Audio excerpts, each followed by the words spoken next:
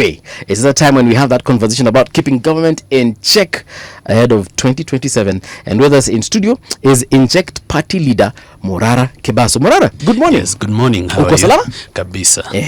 Nice to see you and welcome to Radio Generation. Nice to see you too. This is a beautiful radio. Thank you. It's my first time here. Yes. Hopefully not the last. No, I always watch the conversation, so definitely not the last. Yes. Yes. Inject party inaendelea namna gani? Inject party right now we've proceeded now to file for final registration. We had our provisional registration. So now we filed for final registration because what we needed to do was pay a check of 500,000 and also proof of offices in 24 counties. Right. Which now we've complied. So we are waiting. You are currently in 24. Yeah. Are you in 24 or more than 24? More than 24. We have 26. Okay. So we've been opening them. Probably what we need to do now is the official launches, but we wanted to do those official launches after we have our final certificate, not our provisional certificate. Yeah. We were with the ORPP here, John Cox, and he was telling us about these amounts. Initially, before he actually told us, someone else had told us that they had opened their party with, that amount of money. Mara nasikia kuna 100,000 ya kutangaza, then 500 sasa ndio ya hiyo license ingine, and I was like, we kufungua party huku ni pesa mingi. The total amount can actually come to, if you're registering a party from start to the end, the total you need can come easily to around 6 million shillings. Yeah. Because there are other processes in here that cost a lot of money that people never talk about. For example, yes, you are supposed to have lease agreement for 24 offices. So it means you're going to go somewhere to a town, you're going to lease an office. That's a cost. Yes. Now, an office, for it to be regarded as a proper office under the Register of Political Parties regulations, you have to have stationery. Yes. You have to have a desk, a chair, and somebody has to be present. That somebody is somebody, maybe a volunteer, but you're going to give them a small allowance for them to be able to afford being there. Yes. So affording maybe a computer, files, a desk. Stationary basically. So ukiangalia hiyo office furniture plus stationary, alafu angalia times 24, umeona hapo you've spent money. Probably you're running to 1 million or 2. Then now the bigger cost is in registration of members. Because when you get your provisional certificate, you're supposed to register at least 1,000 members in all of the 24 counties. Yes. Now, Kenyans, they rarely register, just freely. Yes. It's not so easy as just telling them online that go and register. Sometimes you have to have volunteers. Those volunteers have to have lunch, they have to have water, they have to go down there, waandikishe watu mmoja. And sometimes those people, while you are unawaandikisha into the political party, wanakuambia wapi kitu. They are used to politicians giving them money. So wakati wewe unawaambia political party, washasikia word political, na utoi kitu, they wonder why. Wanaona ni kama umepewa kitu yao na utaki kuwapatia. So sometimes to smoothen things, unapata umewacha 100 bob hapa, umewacha 50 bob huku, umewacha 200 huku. So the costs are there. And for these volunteers to be on the ground also, you're buying them lunch or facilitating them in terms of transport. Maybe they've gone to counties where they don't live, so you have to get accommodation for them. It's a serious cost. But now buying a political party is an even bigger cost. Because political parties in Kenya, unfortunately, they are sold. It's not supposed to be like that, but political parties are sold, and the cost ranges from around 12 million to 20 million to 30 million, depending on how compliant the political party is. So it's a very high bar of entry for people who want to organize themselves into a political party and maybe effect change. Actually, I would dare say that it is one of the biggest obstacle in the Kenyan political system. And it's an obstacle that has been used to keep people in the traditional parties. So unapata you are being blocked from registering a political party. Therefore, the option you have is to go and join the political party of your local kingpin from your tribe. Even if you don't agree with them. Kama wewe ni Mkikuyu uende ukaingia uko DCP, kama wewe ni Mkamba uende ukaingia Wiper, kama wewe ni you are from Elgeyo Marakwet uingie UDA. It's a way of boxing people into boxes where they can be managed. So that William Ruto doesn't need to look for all of it, just needs to look for your party leader. the rest will come. Ni kama vile unaenda supermarket, you buy one get two free. Yes. So akishachukua party leader wako once they've negotiated nyinyi wote nyinyi mnafuata tu. Okay. So it's a very very big challenge. Yes. And I see it even becoming a challenge even for my brothers Sifuna and Babu, and the team that is trying to go around the country. It is going to be one of the challenges that they are going to face. I don't know how they've prepared themselves for this challenge, because I've had that challenge. George Natembeya has had that challenge.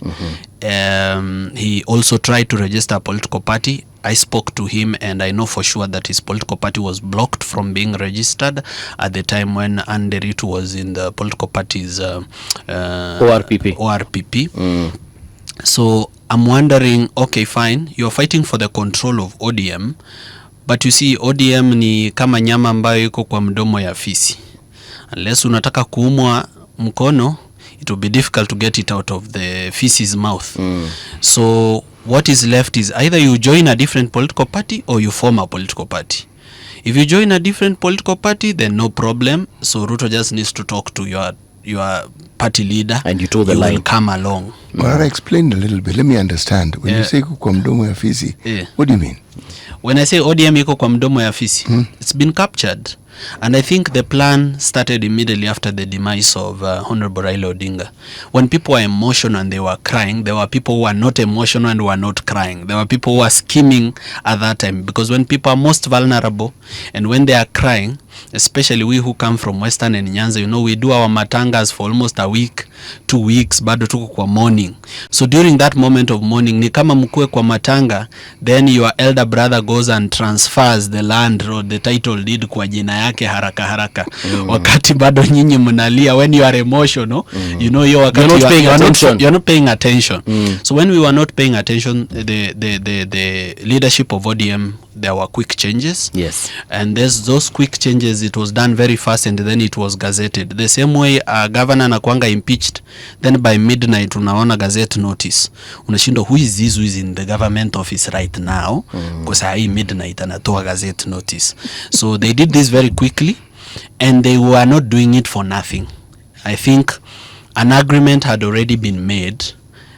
So I don't even think they are negotiating with William Ruto. They had already agreed that they are joining William Ruto ahead of 2027. So he captured the leadership of the party very early. It is going to be impossible to get that party out of the hands of the people who have it, unless you wreck it. Unajua ni kama ile mayai ambayo mtu ameshikilia kwa mkono. Unless muivunje, there is no way you're getting it out of that hand. So then I think the wisest thing would be strategize from now, because it's still early, but not too early. Time is moving. Have a party or join a political party. And my thinking or my prayer is that they form a political party, and so that why not invite them to your party so that you can, if they want, that is of course. Would you invite them? And I wouldn't mind. I'm even willing to vacate the party leader position. Yes. For them if they're interested at no cost at all. Because no strings attached. No strings attached.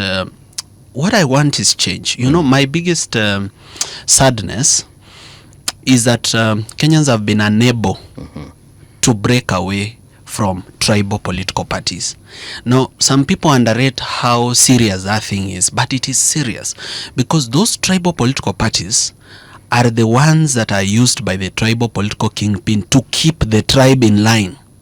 So essentially, when corruption happens, he has a whole community in his defense. So unapata somebody has stolen 10 billion meant for medical services, education, or meant for subsidies for food, or relief food, or a road, but nothing can happen to them because there's a whole community ready to back them up, to defend them, to fight for them, sometimes even die for them. So in the interest of peace and security, sometimes you find decisions are made which shouldn't be made to leave this mutu kidogo, because in the interest of national cohesion or state security. So I think the day we break away from tribal political parties, tutakuwa tumesaidika. We will be set free, because from that day hakuna mtu atakuwa anatetea ati huyu ni mwizi wa community yetu, wachana na yeye. And you will see that problem. Even the people who talk about corruption, they talk about corruption of people from other communities. Rarely do they talk about corruption about people from their own community, because it's dangerous. People can go and burn your house. Wanasema wewe ndio ulikuwa unasema ati Mheshimiwa Uhuru Kenyatta ati alifanya ati between 2013 alifanya wapi? Wanakuja wanachoma nyumba yako. And this is what I've been trying to do through civic education, kujaribu kufungua watu macho. Lakini unajua pia sio rahisi kufunza watu ambao wako njaa. It's like kids who've come to a school and they are hungry. Unajua hiyo hesabu iwezi kuingia kwa akili, kwa sababu watu poverty and hunger has been used to keep people dumb. Kwa sababu wakati watu wako poor na wako njaa, they are grateful for little. So if you steal from them $1 billion, lakini wako njaa na ni maskini, na ukuje wapatie shilingi 50, they can worship you. They can say you are Jesus reincarnated. When Yesu umekuja kuwaokoa. And that is what as a young generation we should be doing. Unaona? Hii knowledge tuko nayo, because we are a very huge population of young people who by the benefit of Mheshimiwa Mwai Kibaki got free education, tukasoma, sasa tunaelewa mambo kidogo kuliko watu wengine. We need to do civic education to other generations ili watusaidie kwa hiyo journey. Because if these people are not civically educated, they will go to the ballot because you are insisting, you must register as a voter, register as a voter. You are telling somebody to register as a voter and they don't know what they are going to vote for. It's just like the people of Bungoma. They are very disappointed with the Lusaka. Now they want to vote for Didmas Barras. Something is terribly wrong. They need help. They need help, not from some bad person. They need help from themselves. So I think the only key to this thing is civic education and campaign financing reforms. I've been seeing something on my YouTube. You were at a podcast somewhere, and I think you said you were happy that Sifuna was fired. I don't know if they captured you well. I unfortunately have not checked that podcast. I will. But what did they mean by that? Did they capture your thoughts, number one? And if they did, what did you mean? I'm happy that he was removed from ODM. I'm unhappy that he insisted to stay. He was removed as a Sec-Gen. As the Secretary General. But you see, sometimes the best thing that can happen to you is to leave your job. Because if you leave your job, you will think of other ways of generating income. And if you think of other ways of generating income, you might get a better job or start your own business. True. But is that true of politics? Yeah. Not necessarily. There is something in our political sphere called the sympathy consideration, which can translate into a vote. When people feel you are an underdog, it puts you at an advantage. We have seen it over and over. There are individuals who managed to leave political parties. The person who did it the most in our time was Raila Odinga, and seemed to thrive. But he took it further. He even seemed to lose an election and thrives even after every loss. Something which is actually quite unusual. But for most people, it is important for you to be kicked out. When you're kicked out, that gives you the oomph. It gives you the springboard from which now you can propel yourself. City. So what if you are kicked out and you choose to stay? When you are no longer Secretary General, it doesn't mean you're no longer a member of the party. Yes. It is that simple. Let's talk of ODM and look at times when they've tried to have these NDCs. The famous one was at KICC. When Men in Black. Men in Black. But what preceded it, there was a guy called Babu and there was a guy called, he's still called, they're both still called by the same names, Hassan Joho. It was said they were at called that time. The Sky Team. Yes, they were trying to bring about change and they were whatever it is they were trying to do. However, that particular gathering was scuttled. I had never seen a table being airborne by simply being given a kick. On that particular occasion, I actually did. So I realized that the physics I had learned, there are bits of that physics which I had never quite understood, but siku nilishika vizuri sana. It didn't go very far, okay? If I take the issue of ODM slightly further back and how it is that Raila Odinga formed it, I have to go back to SDP, LDP, and then I've got to go to NDP, but I've got to go even further to Ford Kenya, okay? the history we've had with people departing from political parties, some have been disastrous. Jaramogi Oginga Odinga left KANU. To form KADU. No, no, KPU.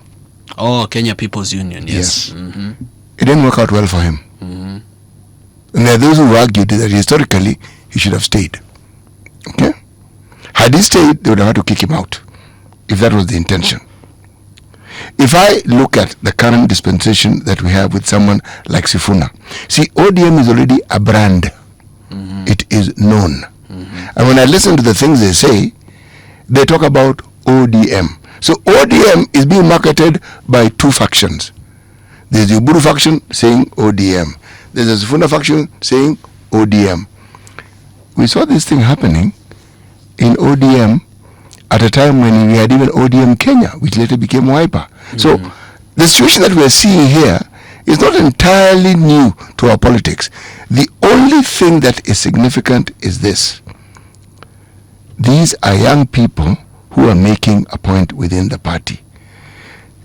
Within the sphere of Luo Nyanza, when this happened was when Raila left to form ODP, to form NDP. It was said at that particular point in time, his father was alive. Senior politicians like Achieng' Oneko, people like Dennis Akumu, these were people who are known to be serious politicians.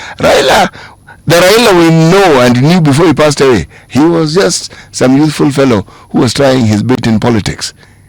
And it was assumed that when he left Ford Kenya, that would be the beginning of the end of his politics. The complete opposite happened. He whitewashed those older politicians, and that marked the end of their politics completely. They did not recover from it. Okay? Let's bring it to the present. The group of Babu, Sifuna is extremely popular. They are even presenting right now as the real challenge that the incumbent has. Okay? But that is now. That is now. There's something called staying power within a party. There's something called staying power within popularity, and how it morphs from being popularity to somebody who is electable to somebody who actually has a following that can elect him should he choose a position.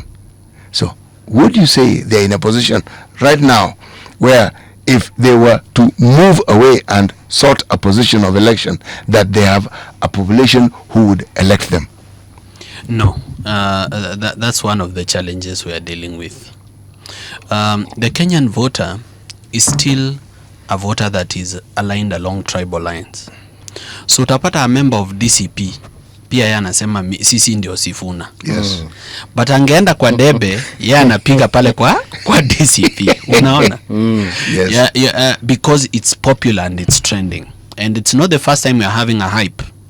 We had a Gen Z hype which didn't morph into a political party. But that hype was all about, are you talking about the party-less leaderless time? Yes. That I don't think the intention was to be a party though.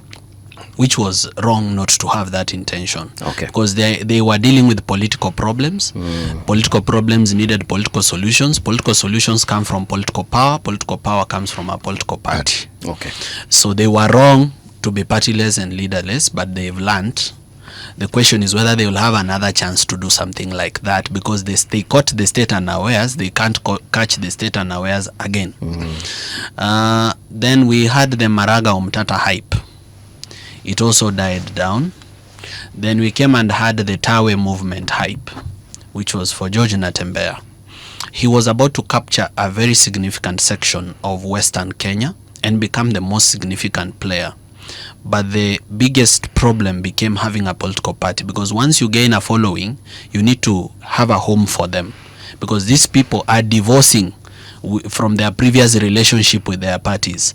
If they are divorcing from that relationship, they can't go and stay in the cold. You have to provide them with a new home.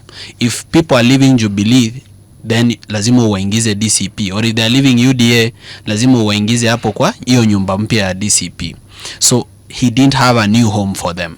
So some of them went back to their home, some are hanging in the balance, but without a political party, George Natembeya is left without a home for the supporters that want to support him, that want to give him members of county assembly, that want to give him members of parliament, so that then he becomes a consequential decider in the politics of Kenya. So a political party is very important. And here I thought she's very comfortable, in DAPK. No. The challenge is not very comfortable. That's not his party. It's not his party. Party belongs to Honorable Eugene Wamalwa, and the financial of the party happens to be somebody who made George Natembeya who he is today. Okay. So he also can't, disobey, but he has to move out tactically. Okay. I agree with the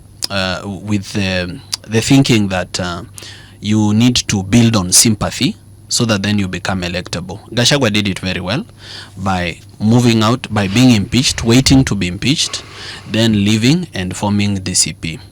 But to this day, if you read the Gazette notice for DCP, he is not the party leader of DCP. No, he's not. So party leader DCP is something, a creation of the media and his own branding. But he can't hold a public office, because political parties are public entities. They are even audited by the Auditor General. They receive funding from the taxes of Kenyans. Therefore, to hold a position in a party, you have to be qualified to hold public office. Okay. But he is still very powerful, because DCP will have many members of parliament, and therefore he can use it to negotiate his way out. Because once he has that kind of influence, it's the kind of influence that even a president needs to pass bills in parliament. So we might be looking at the next handshake probably in 2028. But now, coming back to our popular team, which is Babu and Sifuna, they can stay in ODM. The question is, what's the end game? Because as you stay and fight, there needs to be a goal. There has to be a war to be won, or a battle to win. Either you take over the party, or at some point you leave the party.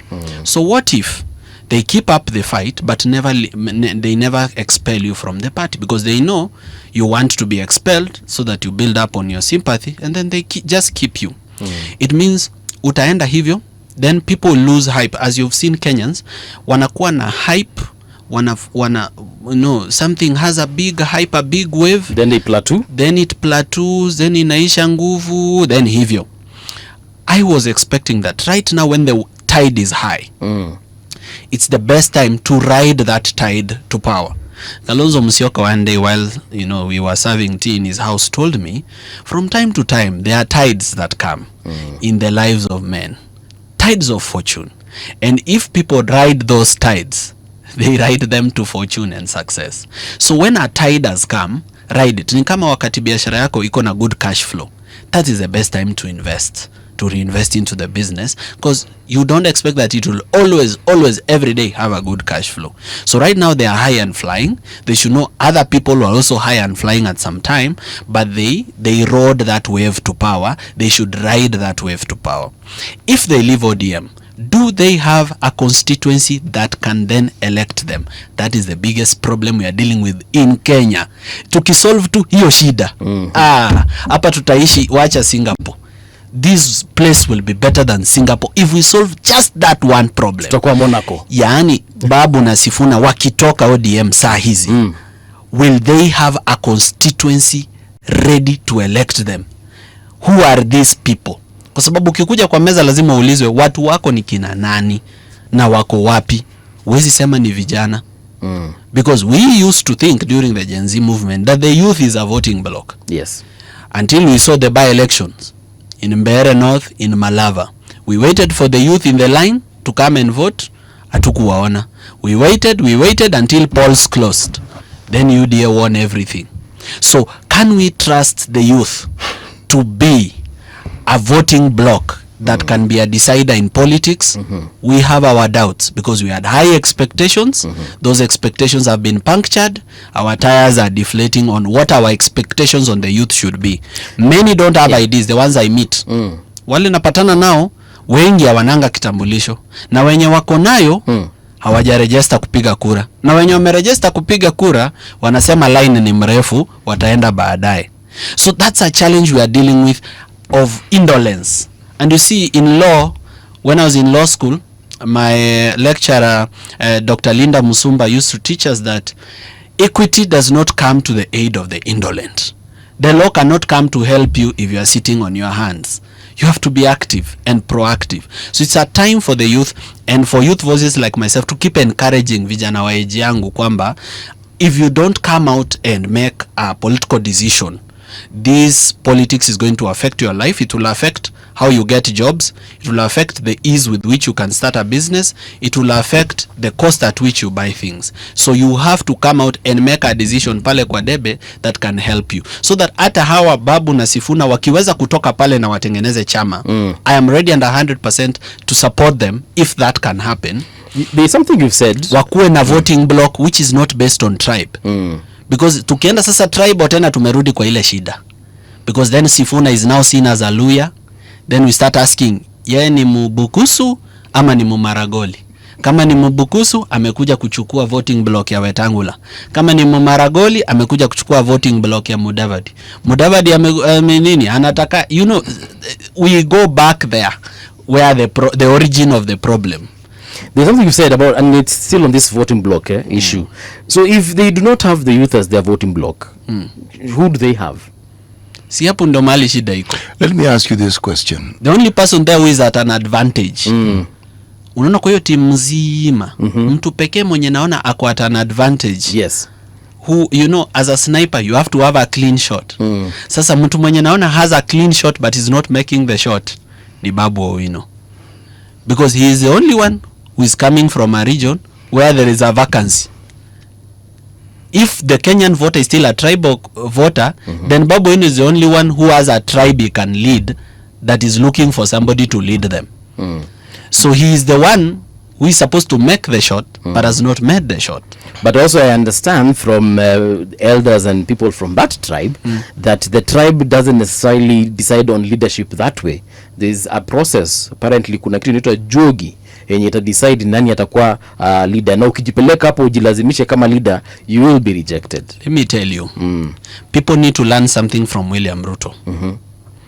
William Ruto never waits for sijui mabroka sijui wagani wakae wasikize, sijui some elders sijui wakae wamwambie nini.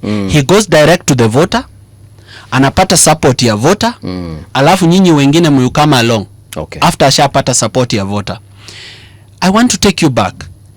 If Rigathi Gachagua ran for Mathira MP without a UDA ticket in 2022 election, would he have won? The answer is no. That nation, the Kikuyu nation, had already made a decision that they are supporting William Ruto. William Ruto was just giving them a representative. Na waekea deputy mmoja wenu who will take care of your interests. But not that this person was the one to bring him that vote. He already had it. Let's go back to Rift Valley. It was almost automatic that Gideon Moi was supposed to take over as a kingpin of Rift Valley. So from whence cometh William Ruto? From whence? He just organized himself, went down to the people, started a party called URP, convinced members of parliament, even including old people like Kosgei, to join, and they joined, and he moved. So while the indolent were sitting on their hands, William Ruto had already gone with the voting block. So I can advise all young people, if you wait for endorsement, you will wait till eternity. These people are not willing, and I assure you, in fact, one of the questions they'll ask you is, are you a Luo or an Indian? That's the first thing they'll ask Babu Owino. Sema, wewe ni Mjaluo kweli ama ni Muhindi? Then the second thing they will ask him is, umeoa? Na kwa nini umeoa msichana ya huko na tuko na wasichana hapa? That's the second question they'll ask you. Say, wewe huko na wasichana wetu kwamba wanaweza kuolewa ukaenda kuoa msichana ya kule. Third question, uko na boma hapa? Umejenga wapi? Mahali tutakuwa tunaleta malalamishi. So, and then they'll ask, what's your political experience? Wewe wacha, hiyo experience yako ni kidogo. Member of parliament, tambili. Huyu ashakuwa minister. This one has been a minister. Huyu amekuwa member of parliament 3 terms. Hata amekuwa CS wa treasury. So you see, if the youth will follow that direction, hiyo ya kwenda ati kungoja tusaidiwe, it will never come. Go there, rush in. The kingdom suffered violence, and the violence taketh it by force. Ingia pale, beba kitu, wacha watu washtuke ulienda nayo, apologize baadaye. Yes. Kesi baadaye. Ni kama ungoje kupewa ruhusa uoe huyo msichana. Ongelesha yeye, akikubali, enda na yeye. Kaa na yeye wiki 2. wiki 3, 1 month, 2 Mpe months mimba. fanya vile inafaa, alafu sasa enda ku apologize, enda ukasema unajua sasa kidogo niko na makosa, nimekuwa nikikaa na msichana yenu na tayari hata ninaona kawaida, lakini najua iko fine, mimi nitalipa. Unatuma watu waende waseme on your behalf. Lakini ukianza ati hiyo process ati sasa wewe unataka kuanza from ground level ati uende kwanza uombe ruhusa upewe, utaambiwa it's just like a government office. Utaambiwa jaza form number 18. Ukimaliza kujaza form number 18, peleka form number 22. Toka number 22, ebu rudi number 18 kwanza uende ukaandikiwe hiyo kitu vizuri. Majina yako ni Kebaso David Morara ama ni David Morara Kebaso? Hapa ni Kebaso David Morara. Basi enda ubadilishe hiyo majina, uweke sequence vile inakaa kwa ID. So utafanyishwa hiyo mchezo. So he has a straight shot. The more he delays to make that shot, somebody else will make that shot. And when that somebody else will make that shot, he'll play catch up for the rest of his life. So those people who are saying sisi ndio Sifuna na Sifuna ndio sisi, then that is not a significant constituency we can talk about. No, it is a significant constituency. Remember, what is it that forms these waves that we speak of? And when Kenyans vote, what is it that is the ethos of our voting? Are we voting for someone or are we voting against someone? Why do we vote? Right now, where is the mind of the majority of Kenyans? These younger Kenyans that we speak of, do they represent an ideal that is only theirs, or do they represent something that the rest of the Kenyans feel? I think they represent something that the rest of the Kenyans feel. It is not their own idea. No.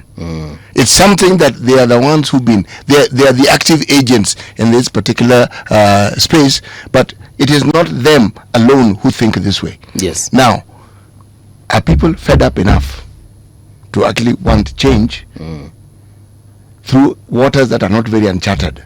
Because the track record of Babu and Sifuna in terms of their politics, we know. The question is this what we need? People who haven't been badly tainted by this legacy politics of ours are people willing to take that step. You see, people think it is strange. When we got independence, the vast majority of people who are in politics were not Jomo Kenyatta, Jaramogi, Oginga Oneko. They were much younger people. We've had young people running this country before. So the idea that old people must run it is a fallacy. Old people must be involved, they must be involved. You need to have an all-generational approach, because there are things that other people have seen that they are useful, they will be useful in guiding you through. But as to whether a youthful person can lead and even be president, why not? That is still a challenge, I'll tell you. It's still a challenge because of tribalism. Let me ask you, what isn't a challenge in our politics? Tribalism is the biggest challenge. There are many challenges, but tribalism is the biggest challenge. What you've said is beautiful, but the problem to what you're saying is tribalism. It isn't tribalism. Tribalism isn't a problem. The problem is the tribalization of our politics by political leaders. This tribalism that we speak of and the narratives that are led or we hear in our politics, there are people who create them, there are people who further them. They are historical events that can support these things. But if Kenya was truly tribal as we claim, we would not live the way we live. I have a question. Ask. What is the biggest issue that Kenyans have with William Ruto? No. What is the biggest problem that each part of this country has with William Ruto? You have to segment it. It can't be William Ruto, the whole country. I'm looking for the problem which is national, which every Kenyan thinks that is a problem. I don't think it exists, because I think it does. Tell me what you think it is. One particular thing is corruption. The whole country, any county you go to, all Kenyans of all tribes agree that there's a corruption problem in this government. However, as we continue with your answer, this is not the only government that has been corrupt. Uhuru, Kibaki. That is where I'm headed. Okay. The second problem they have with this government is injustice, beginning with extrajudicial killings. These are things that are emotional to people when they see children getting shot in the streets. These extrajudicial killings and injustices are part of the a national problem that if you go to any part of the country, watasema kuna watu wameuliwa, kuna ufisadi. Now the question I have is, those people who are saying the government of President William Ruto has a corruption problem, some of them, they've had leaders from their region occupying that office that William Ruto occupies. Have they admitted that when our person kutoka hapa nyumbani occupied that office, it was also as corrupt as now? That admission is missing. So there's dishonesty on the part of the voter. Dishonesty on the part of the voter that what he blames Ruto for, he doesn't blame somebody from his community for it. So you find that somebody like President Uhuru Kenyatta is extremely popular right now in Mount Kenya. And nothing bad can be said about him. But when he left this country, he left it in the ditch. By then, the dollar was at 160. Between 2013 to madeni tuna complain na William Ruto na kopa madeni. From 2013 to 2022, they borrowed more than 9 trillion. Okiya Omtata has gone to court for the recovery of 6 trillion odious debt, which never came, was never used for development in this country. So with all this money lost, why is it that that person from there in Mount Kenya does not see any problem with Uhuru, but sees every problem with William Ruto? It brings you back to the problem of tribalism. The inadmission of guilt. People are not willing to admit that kuna mtu yetu amekosa. So you see, corruption or lack of corruption is based on national values. As a country, do we have national values? Is honesty and integrity part of our national values? Is it something that at community level we value? Sisi kama watu wa nyumbani, do we value honesty and integrity? If we value it, how do we discipline people who are dishonest or lack integrity from home?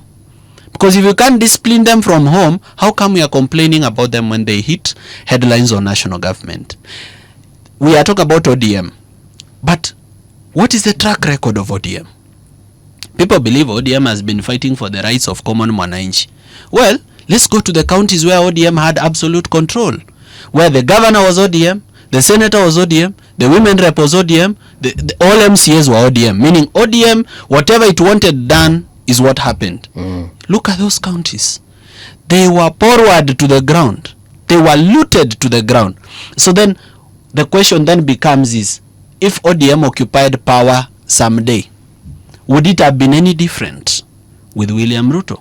So you see, it's easy to blame the person that is in power, but if we are not admitting guilt from our own communities that we've been part of protecting and supporting corrupt people as long as they come from our communities, then we are wrong. Because we are behaving like communities that do cattle rustling. Yani mahali, kama warrior kutoka kwa community yetu ameenda akaiba ng'ombe kwa ile community yenu, hiyo ni sawa. That is a very brave warrior, huyo ako sawa. Bora asiibe huko kwetu, bora aenda ibie wale wengine. But you see, this economy belongs to all of us. So if there is theft of public funds, it's not just going to affect the people from the tribe of the president. It's going to affect everybody. So is somebody from Bomet or Nandi or Elgeyo Marakwet willing to accept that there's been corruption, and very serious corruption, in William Ruto's government and injustice? What is it they run to whenever you ask that question? It's tribalism. Wanasema hata wao walikaa kwa kiti na shida ilikuwa ni hiyo hiyo. So until we admit, until we disassociate, until we divorce with the defense of mwizi wetu, there's nothing that's going to change here. We are blaming the man for nothing. It's a good example you've given. My reference, and you're 100% right, my reference point is the dominant narratives that we have. The tribalism issue is a dominant narrative, and it has support with facts. Other dominant narratives when it comes to our politics has to do with presidents we've had. For instance, there's a dominant narrative that Moi did nothing. It is not true. It is absolutely not true. We come to Kibaki did everything. It is not true. That is also not true. He didn't do everything. No, he did not. Nobody can. Governments are a continuum. Somebody ni kama relay, mtu anafanya anawacha mwingine na continue. Moi built schools. But you see, Moi was there for 24 years. But he really built schools. The Kibaki government was not known for building schools. The era where we opened up higher learning and institutional building, it was in the Moi era. Nobody talks about structural adjustments that were brought in the Moi era simply because of the Cold War that had ended and the constraints his government was under that time. Nobody talks about it. Very many people died in the Moi era because they were fighting for multipartyism. People who were killed. Unfortunately, the era where most people were killed in this country was the Moi era. I mean, it was the Kibaki era. Start with Mungiki. About 1,000 or 2,000, how many? Yes, and thousands. We haven't even gotten to the clashes that we had in 2008. Just the Mungiki and young people dying. All over that era, more Kenyans died than in any other era you can speak of. Probably the colonial era would beat it in terms of numbers. The Uhuru era also saw very many people dying. And when I say dying, it's not as though somebody got old and died or had malaria and died. No, people who were killed by people who are supposed to protect them. Bwana Kebaso is absolutely right in the selective amnesia we have when it comes to relating to facts. We don't have honest conversations about these things. Mwai Kibaki was an excellent president. He did very many good things, but there was a platform for it. The Thika Superhighway is praised as one of the most wonderful legacies he had, and I agree. That thing should have reached Marsabit. It should not have stopped at Kenol or at whatever. It should have gone beyond. But since Uganda is our biggest trading area in the region, where do you think a superhighway would have served better?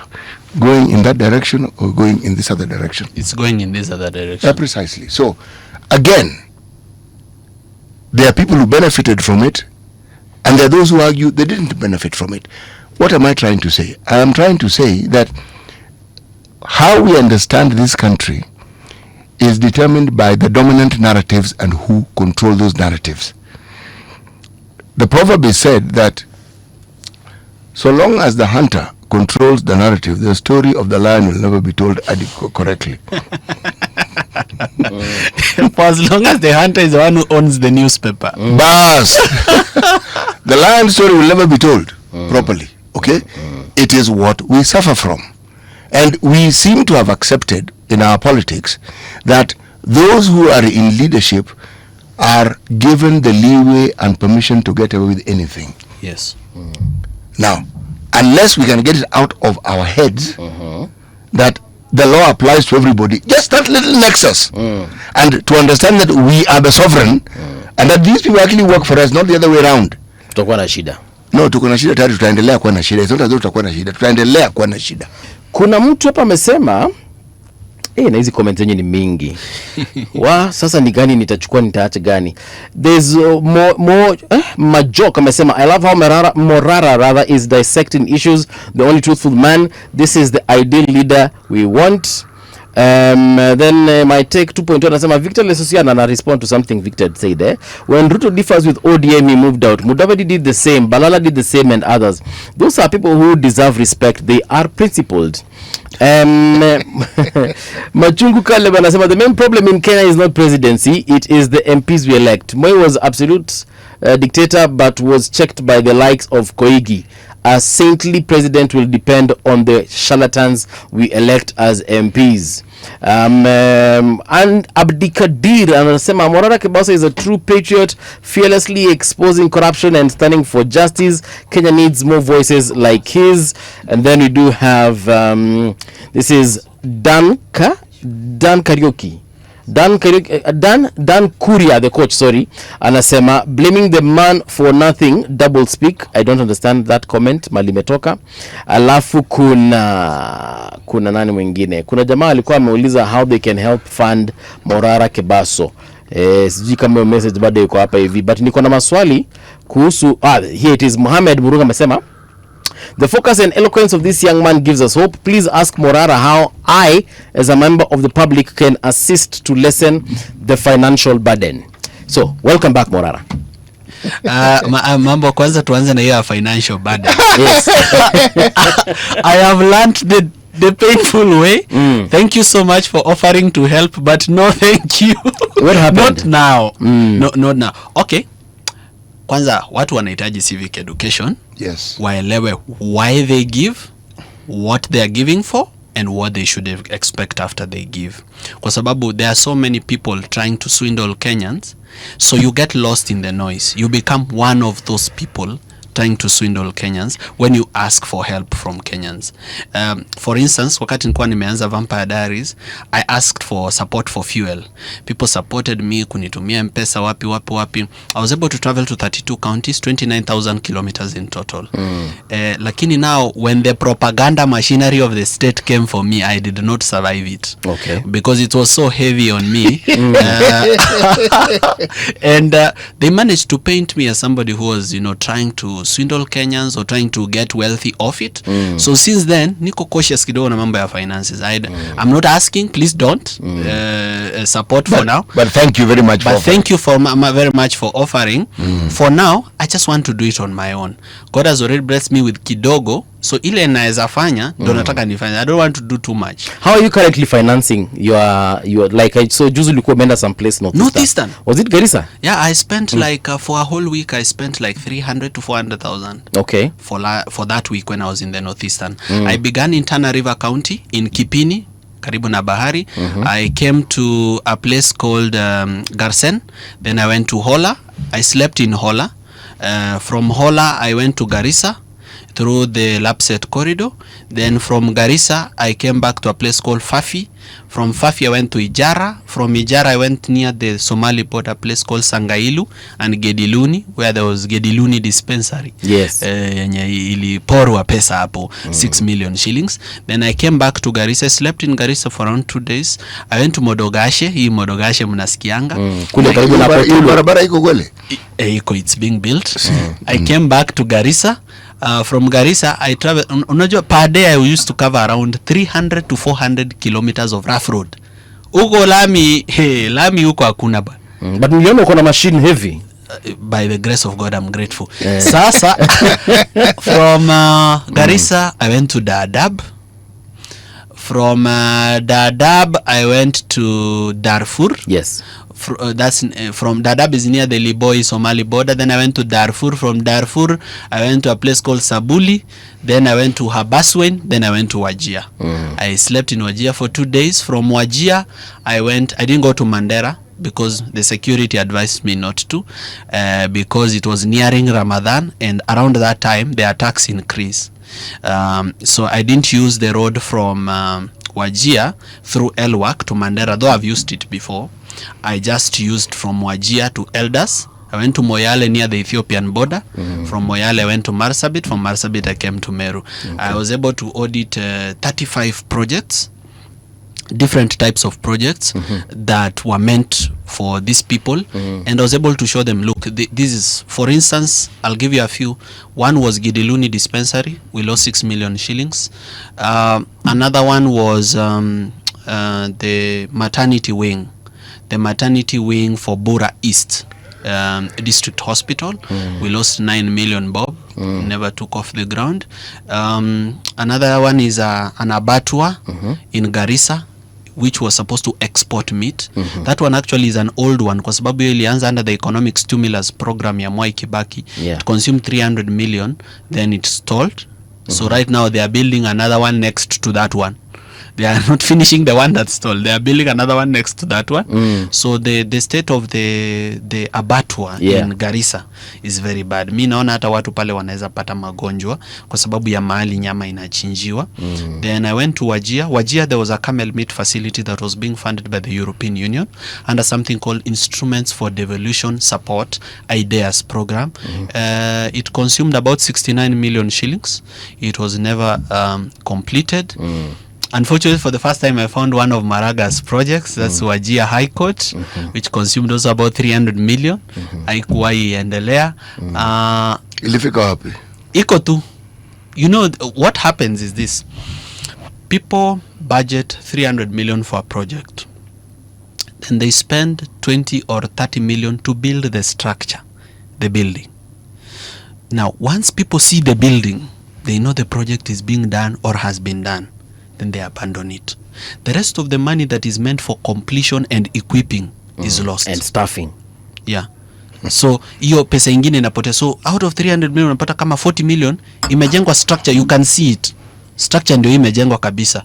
But now what is supposed to be inside the structure is what's not supposed there. to make it work hakuna. For example, if you go to Webuye East, there's a milk factory there that was built by the Bungoma County government, worth about 300 million. The structure, the building for the milk factory is there. But you see, the milk factory is not the building.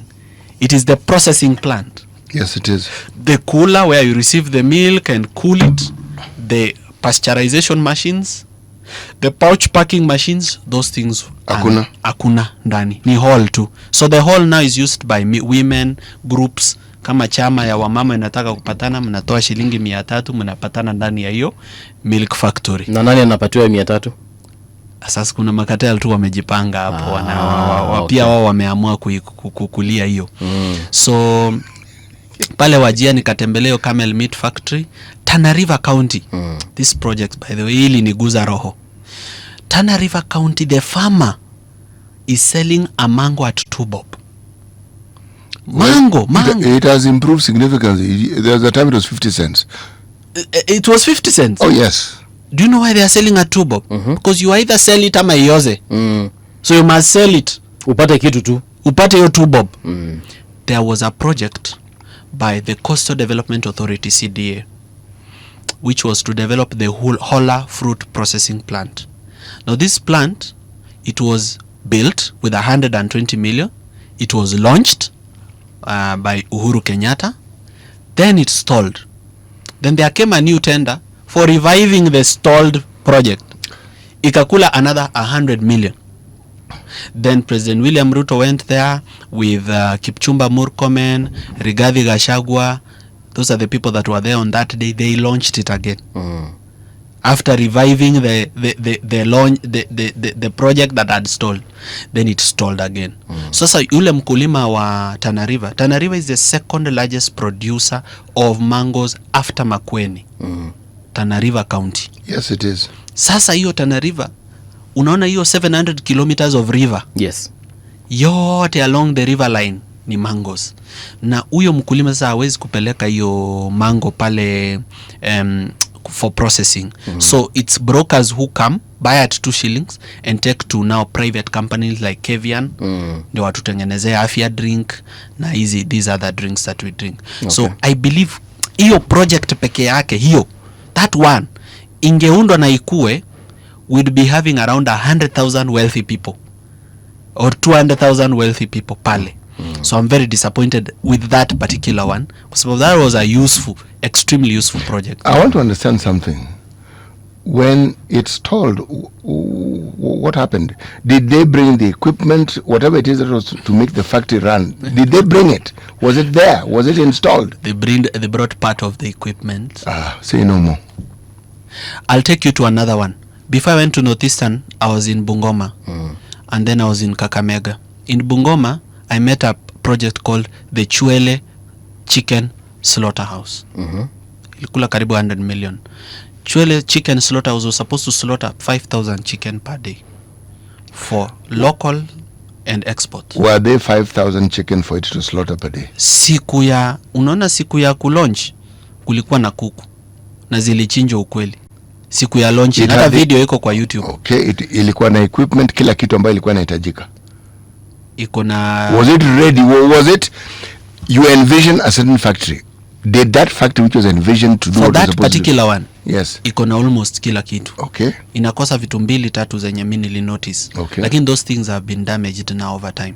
The transformer has been damaged, the generator has been damaged, the wastewater treatment plant has been damaged. Hizo vitu mingi zimeharibika. But hizo ziko, it's just that they've never been used, so they zimeharibika. And that was the first term of Governor Lusaka, during his first term. Then second term ikakuja ikakuwa Wangamati. So Wangamati didn't revive it. What he did is he leased it to some private developer. The private developer never used it. Okay? Then the people re-elected Governor Lusaka. Sasa iko tu. And by the way, there are many people who had started rearing chicken because of that wakijua factory iko nitakuwa napeleka kuku hapo. Watu wengi walifuga kuku wengi, you know. Unajua kuna wale kuku unafuga kwa boma, mgeni akikuja umchinjie moja. And then kuna wale kuku unafuga wengi because there's a factory that has come here. You can now keep 5,000 chicken. So ndio unasikianga ninaimba, umaskini si bahati mbaya wala si nguvu za uchawi, ni matokeo ya uongozi mbaya ndio unaotutesa. Poverty is not an accident. Ukienda mahali uone people are poor, don't think it's accidental.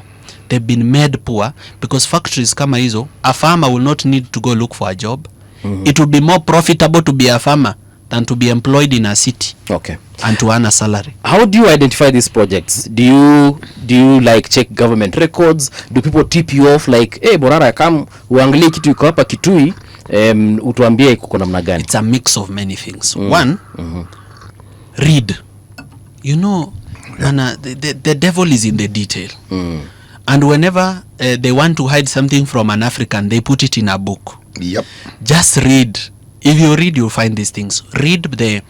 Begin by reading the audit reports by the Auditor General. Once you read the audit reports by the Auditor General, you get an idea of what you're looking for. Read the budget implementation reports by the Controller of Budget, because the budget implementation reports will tell you how much money has been released to particular projects in particular either government agencies, parastatals or county governments.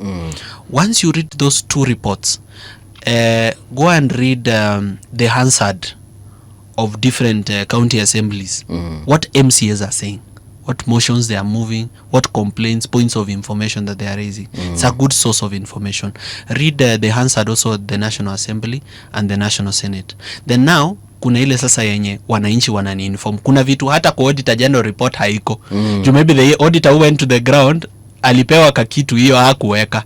So those ones, it's people who tell me, they tell me kuna kitu ninaona hapa ni kubwa, inakaa kanisa, na ninaona iko na kibango inasema Republic of Kenya, Government of Kenya, World Bank project.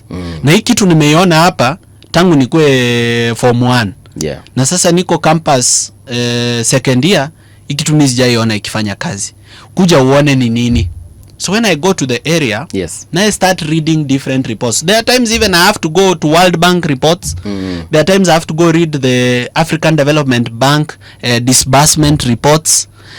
Inanipeleka mbali, naanza kutafuta, of course with the help of artificial intelligence also. I can also ask AI, I'm seeing this thing, I'm in this place, what do you think it might be? So pole na pia nikienda niangalie hiyo hall vile inakaa, vile imejengwa, I can know whether it's a processing plant, a factory, a what. So from there I'm able to make out, then I come to find, this is Shamahuvu Hospital of Kakamega County that has consumed 500 million. Kumbe ndio hii Shamahuvu Hospital, na kweli ramp ya kuingiza wheelchair ndio hii, emergency ni hapa hivyo. So I'm able to piece it together.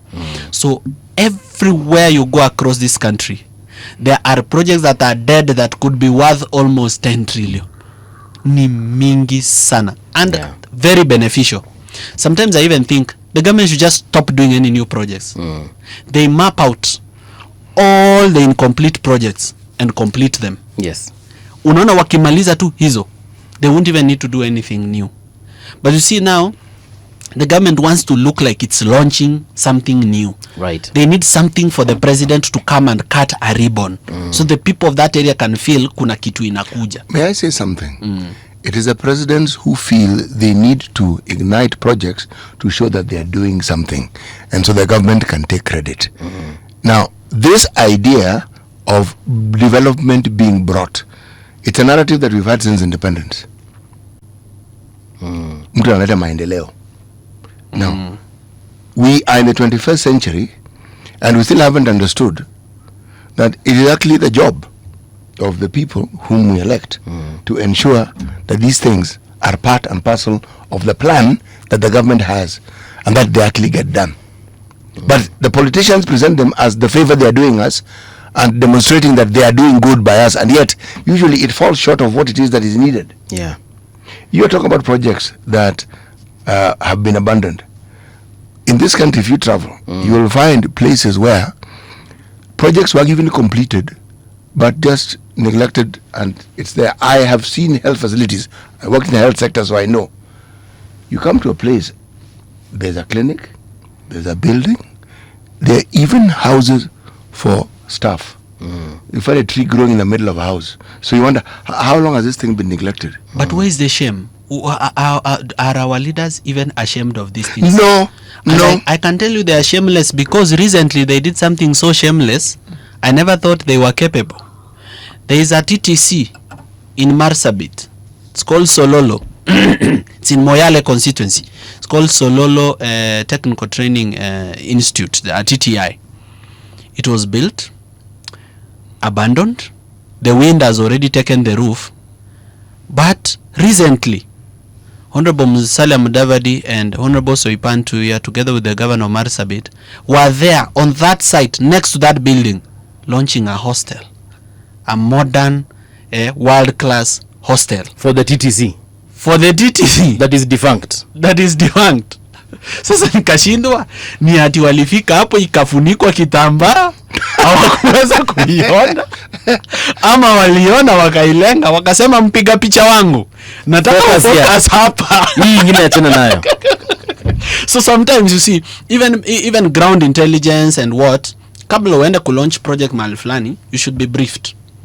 Hii ilikuwa hivi, uambie hapana, we are not launching it this month, we launch it in August, I'm giving you the next 8 months complete, make sure it's functional so that I come to launch the other one. You want to tell me, for someone in the level of a PCS, Yes.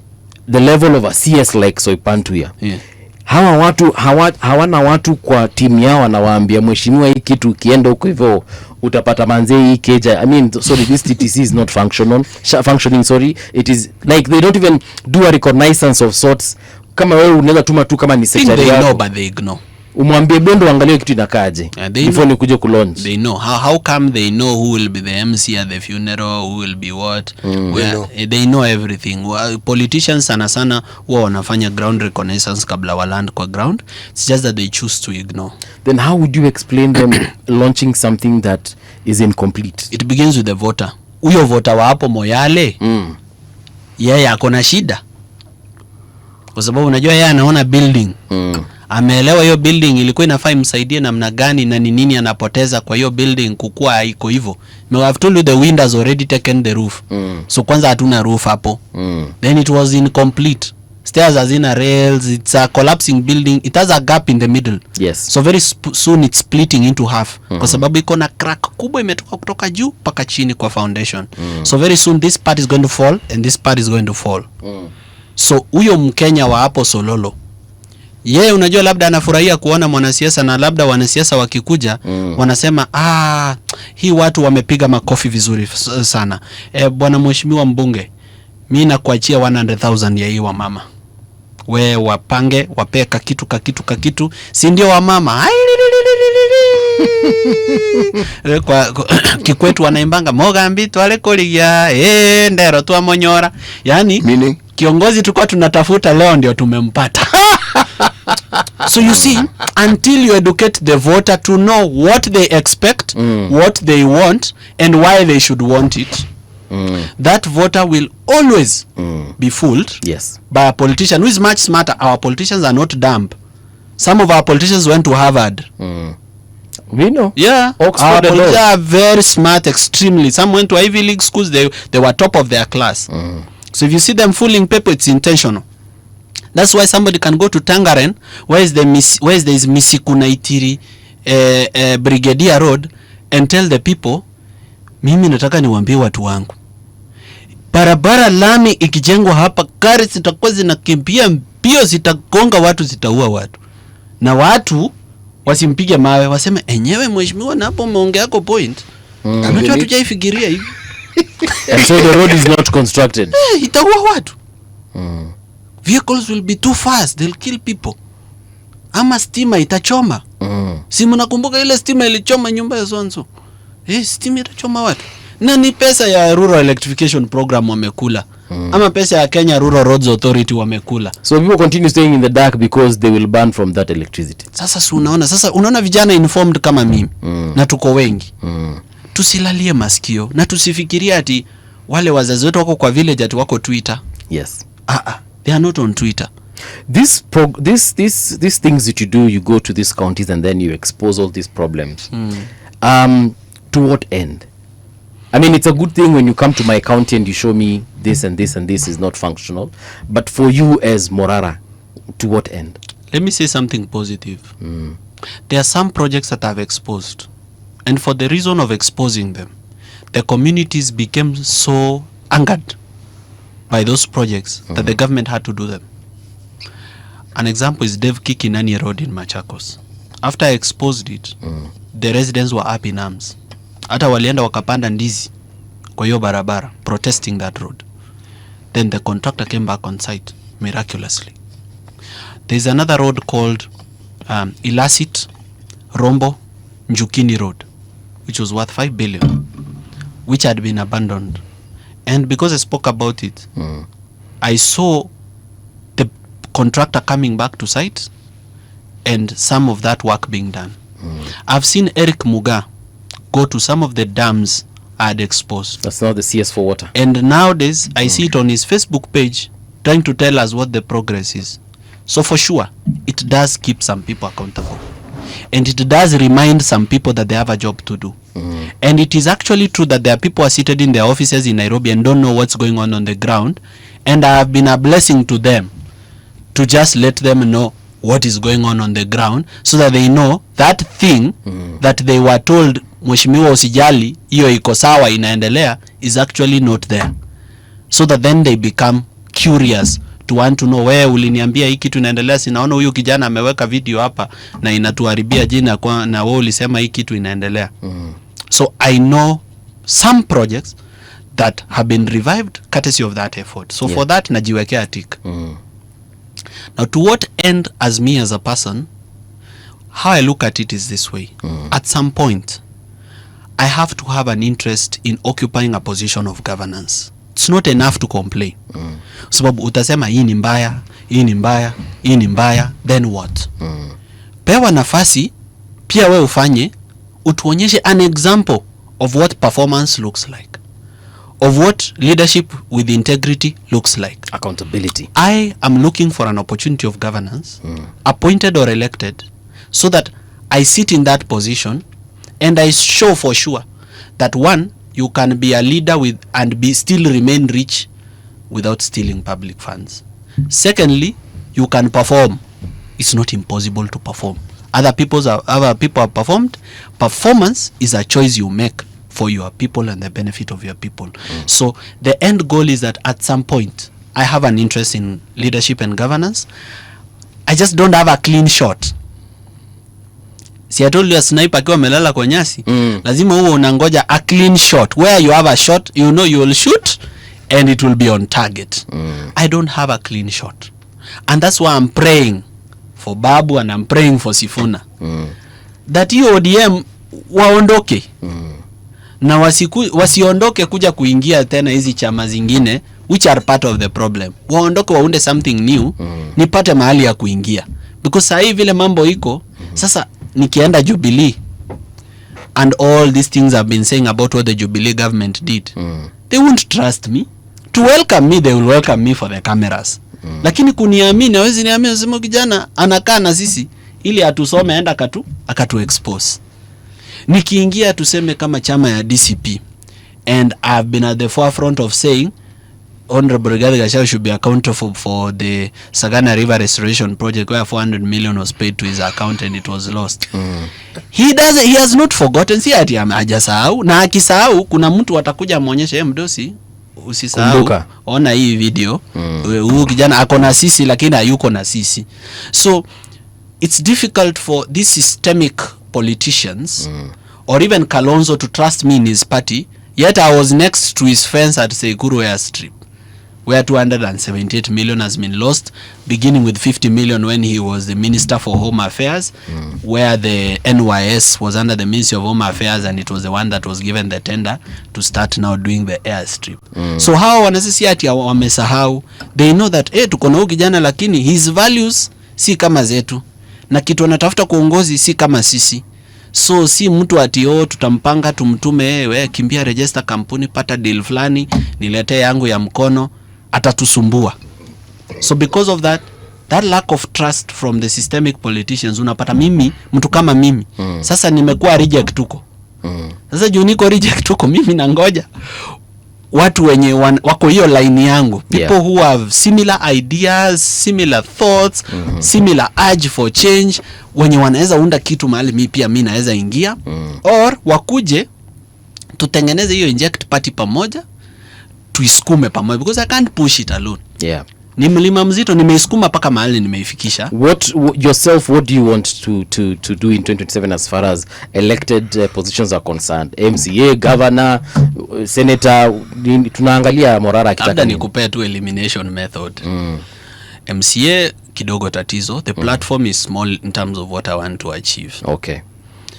MP, I would be happy we have a political party, so that I'm not just going in as one good MP. Right. We are going in as a team of like 100 MPs. And on the basis of that, a president akikuwa corrupt we can impeach, a CS akikuwa corrupt we can impeach, a budget ikikuja kwa bunge and it's ridiculous, we can do something with it. Otherwise, I'm not interested if we don't have a party, because the only thing I'll be doing is giving good speeches. Yes. Takuwa nasimama on the floor of the house nasema Mr. Speaker.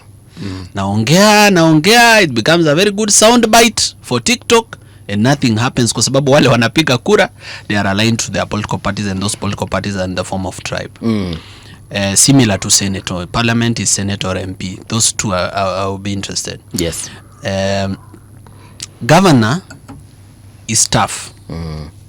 Tough because? It's a tough because of the improper foundation that was put in devolution for the kind of counties where I would want to run. It's a career killer. A person of my ilk or of my thinking, nikikuwa governor, watani impeach. Because I'll be so strict, na nisipopea MCAs nafasi ya mali ya kuiba, they'll impeach me. And you see, if they impeach me, I'll never run. Professor Kivuda was in a certain position, you remember? Good. But he brought that up. But he persevered, and he prevailed. Acha nikwambie kitu moja. Some regions are the way they are because of the voters in those regions. Unaona voters wa Makueni, wakati MCAs walikuwa nasumbua Kivuda Kibwana ati wanataka pesa. Kivuda Kibwana, the county almost got dissolved. Yes, I remember. He actually asked for it to be dissolved. Voters wakamwambia, mheshimiwa usijali, unaona next election kuja na chama yako, tunakutolea wa MCAs wote. They voted out MCAs to the last one. Makueni County voted out all MCAs. Moja libaki. Maybe one. That's a very innocent. Lakini wengine walienda nyumbani wakampatia MCAs that he can work with. And what do we have in Makueni today? Makueni District Hospital, Mother and Child Hospital, Kalamba Fruit Factory, where we drink juice from Kalamba, you know, because of the efforts za wale wapiga kura. Sio za governor peke yake, supported by his voters. Angalia Muranga. The day you interact with the people of Muranga, you will know why their governor is doing well. It's not just about Irungu Kangata. It's also about the people of Muranga. Watu wa Muranga unajua unaweza pita bila wao kukuitisha pesa. Unaanza tu Kiharu unaenda hivi, nobody stopping you. Hakuna mtu anasema mhesh, huwezi tuacha hivyo buda. Vijana hapo tuko ngapi? Jipangeni wase. Hapa tuko 25 mhesho wetu achie tu chenye naweza tuachia. The people of Muranga are not like that. Tabia ni tofauti. So even when women groups come to the office ya Ndindi Nyoro kuja kumuongelesha, yes, wanakuja na ideas zingine paka unashindwa kumbe as the MP you are not smarter than your voters are actually smarter than you. Women groups come and say, unajua tu kutaka kukuja peke yetu, so tumetafutana women groups 20. Hizi women groups kila women group iko na wamama kama 100. Kwa hivyo hapa we are representative of about 2000 people. Membership register yetu ndio hii pamoja na vitambulisho na contacts. Sasa mheshimiwa, kitu tunataka, we've been able to raise in our women groups 150,000 in every women group. Tunataka utuongelelee kwa Women Enterprise Fund, utuandikie barua, tuongezwe hata kama ni 200,000 per women group, tuende tukafanya project fulani. Hao wanataka sijui ku apples, hao sijui wanataka kwenda kupanda maua, hao sijui wanataka kwenda kufanya nini. And they make the work of an MP so easy Yes. Kusaidia hao watu yani ni rahisi sana. Hata kwa tea factory. Wakikuja mkutano ya end year. Wanakuja kama tayari wanajua how the tea factory performed. Financials, watu wanasoma bana. People read the financials of their local tea factory kabla wakuje AGM. Sasa hiyo shida iko kule kwetu. Kule kwetu kunafaa tu kuanza kwanza na civic education. Right. Kwa sababu kule kwetu huwezi ongea kwa mkutano kama hujatoa pesa kwanza. Pesa yako inakutangulia kwa mkutano. To smoothen things ndio ukikuja watu wasikatae kukusikiza. Then ukikuja people don't tell you about development. Right. People tell you about nonsensical things. Kwa mfano the most emotional thing kwetu yenye ukikosa kuchanga watakuchukia ni matanga. So and so alikufa na hukuleta pesa ya matanga. Pesa ya kununua sanduku, pesa. It's good to support during funerals. But how come you forgotten that you are farmers and there are problems with fertilizer, that you have cows and that you don't have a milk cooler, you have to take your milk to Ndanai all the way in Bomet County iende kakuliwe huko. A broker is buying milk from you at 35 bob, yet a liter of milk is going for 120. Half a liter is going for 60 bob retail price. Kwa nini nyinyi mnauza 35 kwa kitu ya 120? Si basi mjipange mwe na bulk milk mnaweka kwa kula, Brookside wakuja wanunue basi na 50 ama 60, because with your bulk milk you're able to market it at a better price. So watu wa kwetu hawata kuitisha hiyo, and that problem has been replicated to our leaders. Even when the president comes there, you expect the member of parliament to hold the microphone and say, Mheshimiwa Rais umefanya vizuri, barabara ya kutoka Nyansiongo kuelekea paka Matutu iko na shida, hata kuna mama alikuwa pale hakuweza kufikishwa hospitali kwa sababu akajifungulia kwa njia. Tunaomba mheshimiwa, kwa ile pesa ya Kenya Rural Roads Authority, hiyo barabara nimejaribu kufuatilia lakini watu hawanisaidii. Wewe piga simu hapo mimi ni saidike tukue na hiyo barabara. They don't do that. Wanakuja, the president has come to some school and they say, mheshimiwa, sasa wewe unajua watoto sasa uwezi waacha bila chapati. Uwezi waacha bila soda. Sasa hiyo shida iko Western. Hiyo shida inaanza Kisii, inaenda hivyo mpaka Luo Nyanza, inavuka hivyo mpaka Western. That problem along that belt is a big issue. Yeah. So I'm telling you, change does not just begin with the leaders you have. It begins with the voters you have. So that is why Morara's main work inakuanga civic education. Target yangu hata si viongozi. Target yangu ni voter. The citizen, yes. Abadilishe akili ndo tupate mtu wa maana hapa mbele mwenye anaweza ongoza vizuri, who can even be kept accountable, kwa sababu even what the voter expects from the leader matters a lot on what the leader prioritizes. Kama watu kitu kubwa kabisa unaweza wapatia ni tent ya matanga, why give them more? I mean, you've seen the things that governors are doing. Umbrellas for market women, gumboots, ile okolea ya Kawera Mwangaza, majembe, gumboots. If that is what a governor wants to do for you, and you are so happy and you're willing to give your vote again and again for the gumboot or for the umbrella, then that's what you're worth. That's your worth. You remember recently governors said that they're not going to engage Senate until they have some kind of negotiation. What are your thoughts on it? My thoughts is that I enjoy watching the proceedings of the Senate Public Accounts Committee for entertainment purposes only. I watch the Senate, I'm so happy, people are very eloquent. I've never heard English like that before. Very entertaining to no end. They just come there, governors come there, they are embarrassed. Bwana governor, what are you telling us? 200 million was spent on what? On sodas. This is ridiculous. Fellow senators, are you listening to this governor? 200 million lost on sodas. Then entertainment inaisha. Hakuna barua kwenda kwa EACC. There's no forwarding letter to EACC. There's no forwarding letter to DPP. We don't hear 3 months later something has happened. We don't hear Asset Recovery Authority has recovered, has shut down some account and some money has been recovered. So we are just watching on TV. We are entertained. We say, umeona vile wamefanya Kimani wa Matangi? Umeona vile wamefanya governor fulani? Umeona vile wameleta mbio huyo governor wa Mandera? That's very nice. But to no end. This thing should have an end. Okay. An end. Inafaa kitu kama ile. Once a governor has been found to have misappropriated public funds. Immediately forwarding letter na inawekwa public, hata media nyinyi mnaipata, tumeandikia EACC so that mtu asisema haikuandikwa ati private and confidential. The Senate of the Republic of Kenya has written to the Ethics and Anti-Corruption Commission recommending 1, 2, 3, 4, 5, 6, 7 on the matter of Wajir County Government. Watu wataingia line. Ni sasa, if we are doing it for comedy, for TV, sasa are we TV hosts or senators? Sasa whether the governors go there or don't go there, it was entertaining while it lasted. Yeah.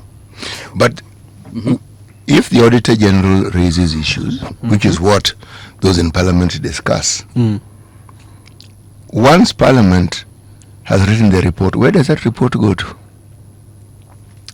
That is the question. Because the Auditor General's client, okay, the end consumer of the Auditor General's report is Parliament. That's how our constitution is architectured. In fact, most audit reports that are even on the website of the Auditor General, they are not received by Parliament. Lakini ukienda kwa Parliament library, unapata the ones that have been received by Clerk of National Assembly and Senate. So, mtu mwenye anapeleke wangu report ya Auditor General, the end consumer of the report is Parliament. So the question then constitutionally is, what should Parliament do with that report?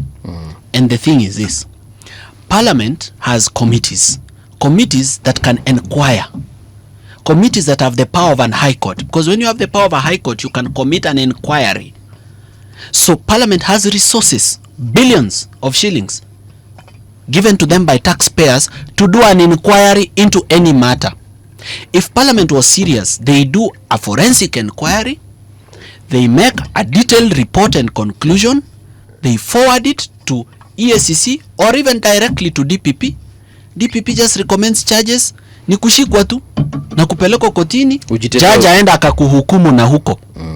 But you see, if Parliament gets the report, entertains us on TV, then sits on the report, sasa alafu si hiyo committee ya kina Sifuna iko na powers za high court. It has the powers of a high court. And the same with the National Assembly. It's not just them.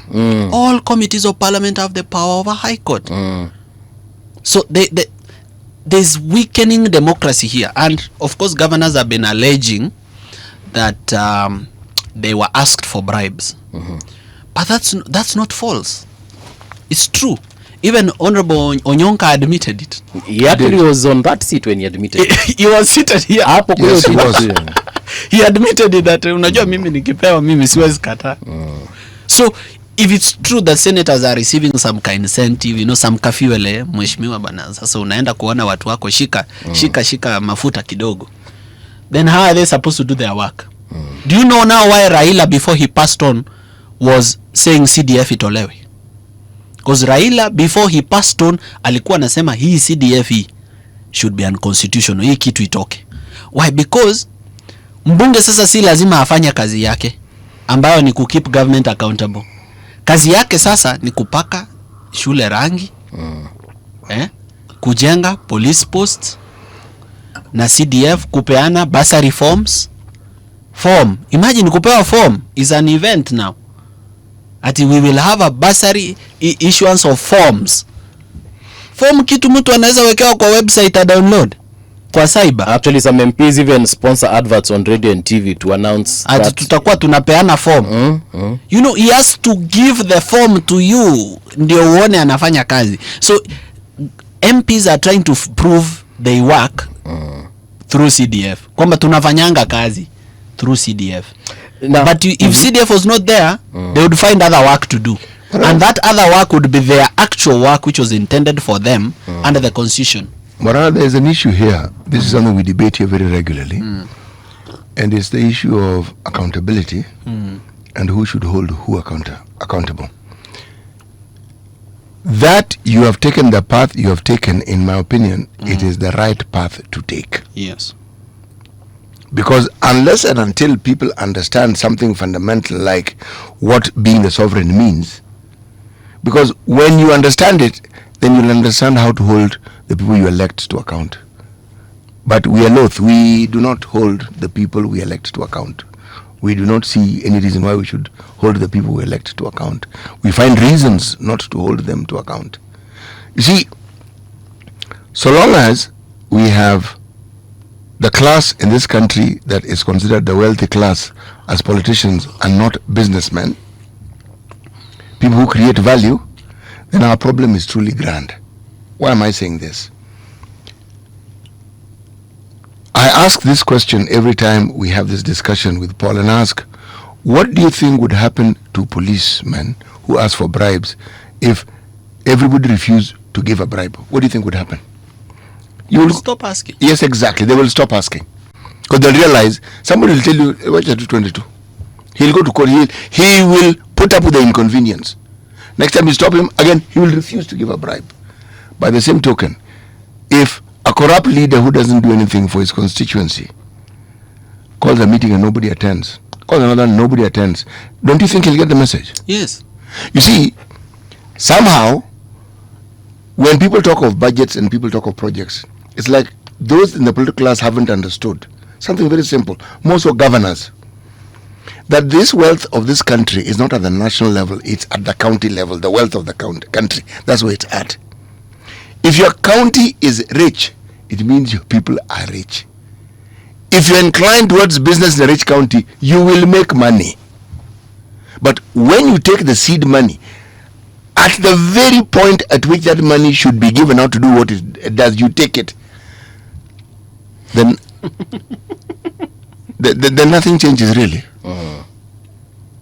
When you hear of states like California, and you're told the GDP of that particular state is more than very many countries on this continent of Africa. State. Then you look at the state and you look at what they do. People talk of, the government right now is talking about a sovereign fund. Norway was a fishing village. They had timber and small commercial interests until they found oil. There was an individual who understood what that oil could do, because he also understood what other people who had oil had suffered. It did not take a year, it took decades. His president supported him, the people supported it, and you know what they did? What did they do?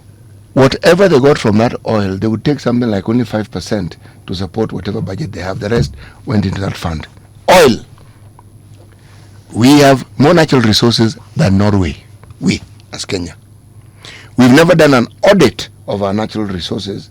And if we haven't, those who know it are the ones who know it. The rest of us have no clue. We just hear.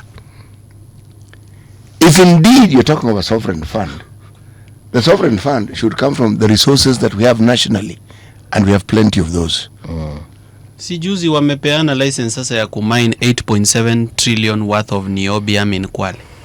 Let me put it to you this way. Actually, it's 12 trillion worth of niobium. Yes. When Tiomin was in Kwale, that county benefited. Nobody talks about it, but they did, because there was a distribution of that particular money that went to the county government.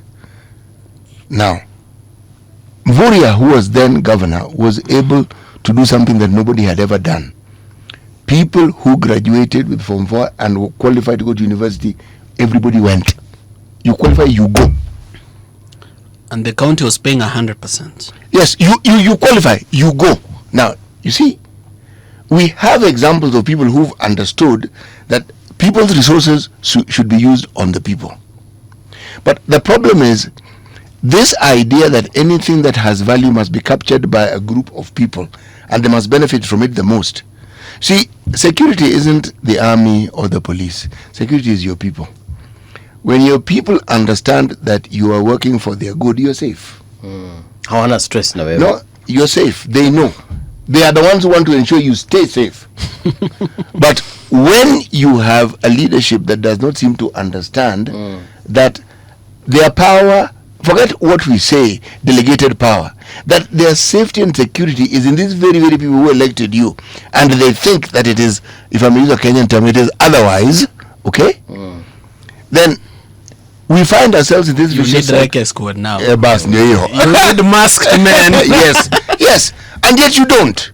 You need a convoy of 100 vehicles. Yes, now. You don't, because and an ambulance. Yes, if you are criticized and you feel some people don't like you, ask and say, can I come and visit? so that you tell me what it is that you're saying. I need to understand. Because the truth is, there are very many things that happen in the country and the president has no clue. Don't be fooled that he knows everything that happens. Nobody can know everything. Because power and the way it functions, those who are around you will experience something they never experienced and the benefit, and they want to keep it to themselves.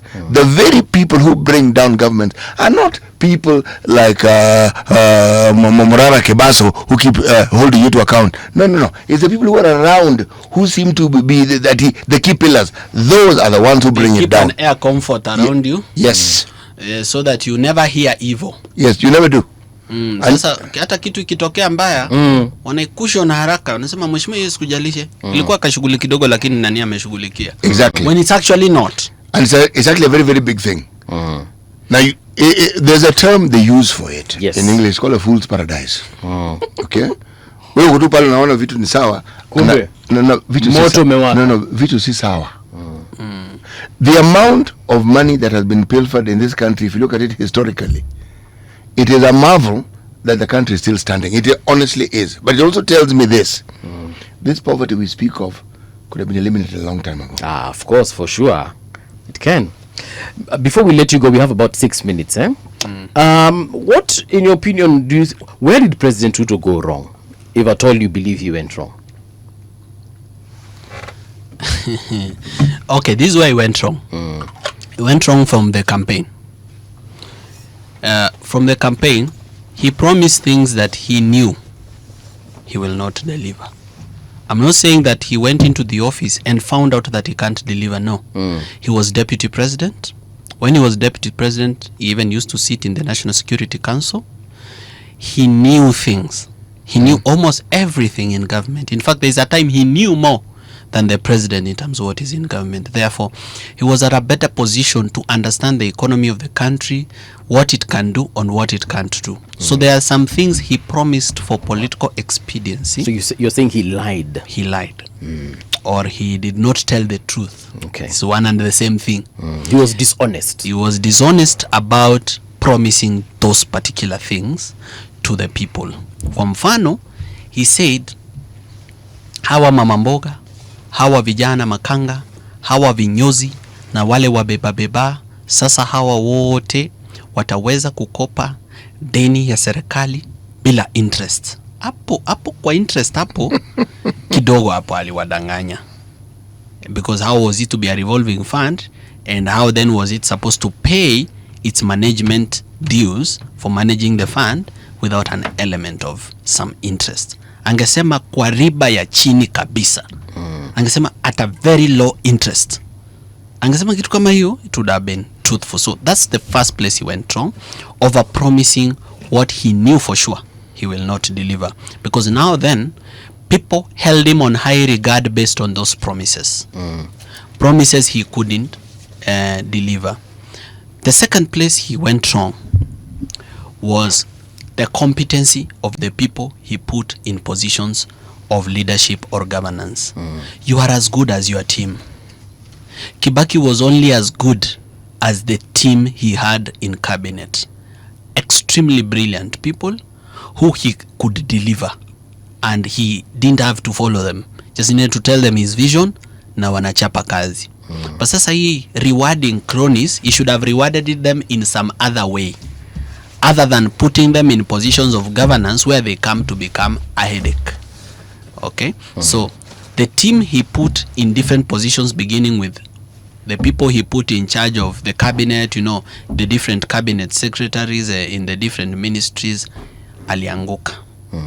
So his team started failing him from day one. Okay. The third place he got it wrong was on wanting to get wealthier than he was. Hiyo niyo makosa ya tatu.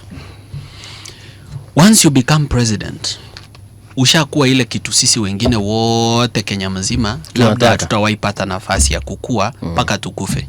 In fact, hiyo kitu umekuwa ni watu watatu tu out of 55 million Kenyans, and others who have died, so probably 150 million Kenyans hawajawahi kuwa. It's only 3 people apart from you who've become that thing. That alone is such a high privilege. Itself is money.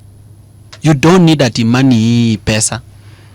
If you become a president and you hold yourself to the highest standard of dignity, I'm telling you, any country you'll go to, any region of this Kenya you will go to, you will be money. Ukitokea tu hivi wewe ni pesa. Ukitokea tu hivi wewe ni pesa, you will be money. The presidency is currency. It's a currency, it's wealth of its own. So trying to be wealthier than he already is, hapo alianguka. Okay. Kwa sababu then now it put him in a position where he is not prioritizing projects for people, he's prioritizing projects for himself, where he can make more money and where his people can make money. Sasa hapo alianguka. Okay. Kwa sababu once you put greed ahead, you'll never prioritize people, and the projects that matter you won't do them. Utafanya ile yenye inaweza leta pesa. Okay. So he got it wrong there. Then from there going forward, akaanza sasa he started now getting every other thing wrong. So but I don't think it's lost. I think he has a chance. Unajua kama bado umekalia kiti bado unakuanga tuna chance. Even if you are a month, ni month umebakisha. Hata kama ni 2 months umebakisha, you always, every day he wakes up, yes, he has a chance to do things better. Okay. And since he has a chance to do things better, aanze kwanza na yeye. Akubali ameridhika. Aambie Mungu, for the wealth and the power you've given me, I'm grateful and I want to work for other people. Kwanza aridhike yeye mwenyewe. But kama bado anataka kutengeneza pesa, hapo iko kazi, because he'll never draw a line between money for the state or for the public that's supposed to be for public projects na pesa yake yenye yeye anataka kutengeneza na kukua wealthy for sijui generations to come, ati wasiwahi lala njaa ama vitu kama hiyo. Trying to be a trillionaire. Okay. Then after he gets his personal conviction right, then he should get his team right. Some of the people are in cabinet, yani kila mtu anajua. Hata mjinga Kenya anajua hapana ule amenishinda. They just know that person hakuna kitu ule mtu anafanya huko. Unaona? And the people who are competent in his government have no space to deliver. I know competent people in Ruto's government. One is Dorcas Oduor. That girl is brilliant. She's brilliant ukweli. But sasa space ya kudeliver akunayo. Because unajua unapea mtu position, lakini umemwekea manyang'au, ma-PS, mabroka wanashinda kwa korido yake, sijui nini, tusainie hii. They never really get to do work. Huyu is the chief legal advisor of government. Legal advice yake unafuatanga. Morara, we'll invite you because this conversation is definitely incomplete without talking about youth leadership. So find time. I will always find time. Sawa. This is where we come to a stop.